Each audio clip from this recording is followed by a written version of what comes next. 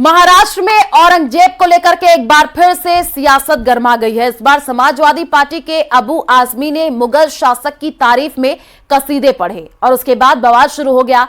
अब अबू आजमी पर मुकदमा दर्ज किया गया है। महाराष्ट्र से शुरू हुई सियासी जंग यूपी तक पहुंच गई है। यह रिपोर्ट देखिए।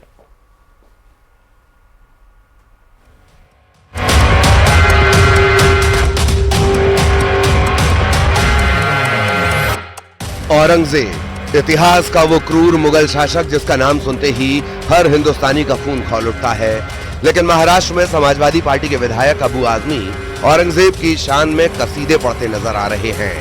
अबू आजमी की नजर में गलत इतिहास दिखाया जा रहा है।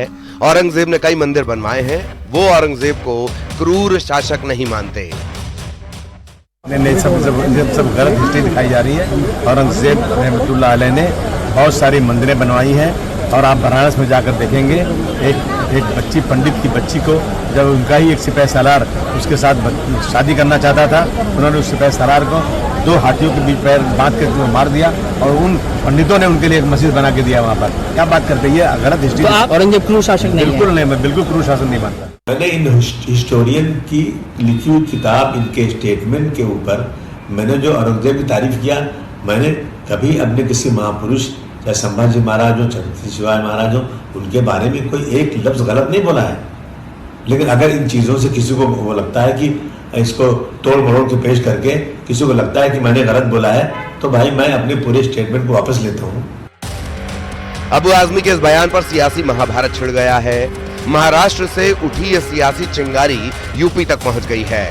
औरंगजेब की तारीफ करने पर अबू आजमी के साथ ही बीजेपी ने समाजवादी पार्टी को भी घेरा है। समाजवादी पार्टी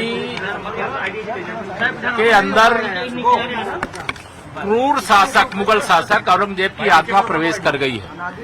श्री अखिलेश यादव जी को इस पर माफी मांगनी चाहिए और अबू आजमी जैसे जो समाजवादी पार्टी के विधायक हैं उनके खिलाफ तत्काल कार्रवाई करनी चाहिए। देश छत्रपति शिवाजी महाराज का अपमान नहीं सह सकता है। इसका बहुत करारा जवाब महाराष्ट्र भी देगा, उत्तर प्रदेश भी देगा और पूरा देश देगा। इन पर कड़ी कार्रवाई होनी चाहिए और इस प्रकार की भावनाएं अब भी उनके मन में हैं। उनकी मानसिकता को, समाजवादी पार्टी की मानसिकता को देश अच्छी तरह समझ रहा है। इस बयान पे अखिलेश यादव जी को अपना क्या उनका विचार है वो क्लियर करना चाहिए कि अगर व्यक्तिगत है तो उस पर उनको कार्रवाई करनी चाहिए।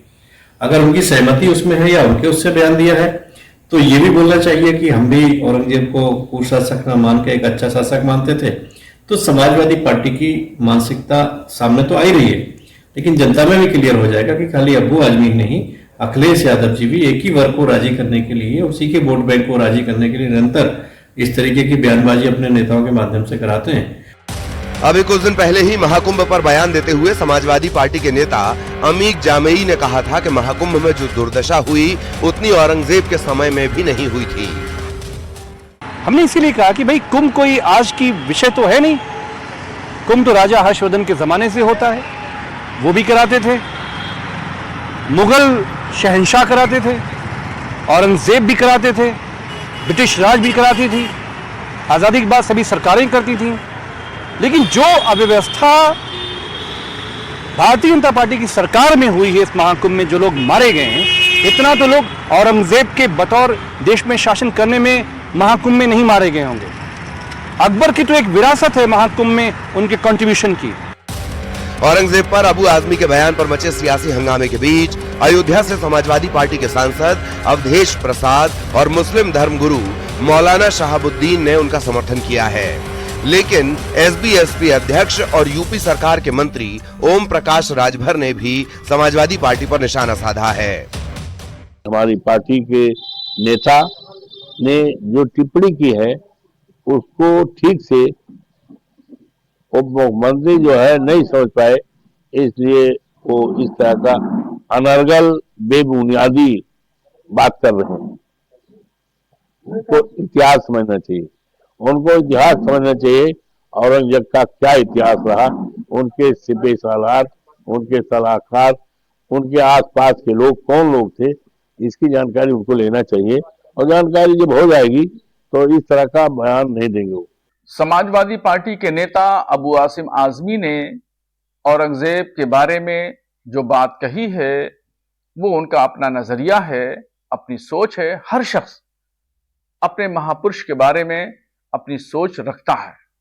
उन्होंने कोई ऐसी बात नहीं कही कि उनके खिलाफ देशद्रोह का मुकदमा लिखा जाए या उनके खिलाफ कोई कानूनी चाराजोई हो। उन्होंने जो बात कही, उन्होंने अपना नजरिया पेश किया। यह हिंदुस्तान आजाद है।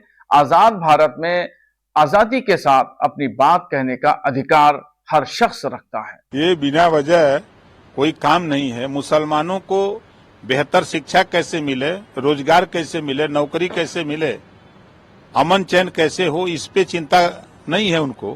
खाली चिंता है कि औरंगजेब के जमाने में क्या होता था, आपके जमाने में क्या हुआ। आपकी भी सरकार तो समाजवादी पार्टी की 4 बार थी। 4 बार में आपने क्या किया। आजादी के बाद नौकरियों में मुसलमान 38% था और आपने इतना विकास किया। अबू आजमी जी ने, उनकी पार्टी ने इतना विकास किया कि आज 1% भी नहीं रह गया है। यूपी से महाराष्ट्र तक अबू आजमी पर कार्रवाई की मांग हो रही है। देशद्रोह का केस दर्ज करने के लिए तहरीर भी दी गई है। ठाणे के वागले एस्टेट थाने में अबू आजमी के खिलाफ केस भी दर्ज हुआ है। विवाद बढ़ते ही अबू आजमी ने माफी भी मांगी है। Bureau report, news 18।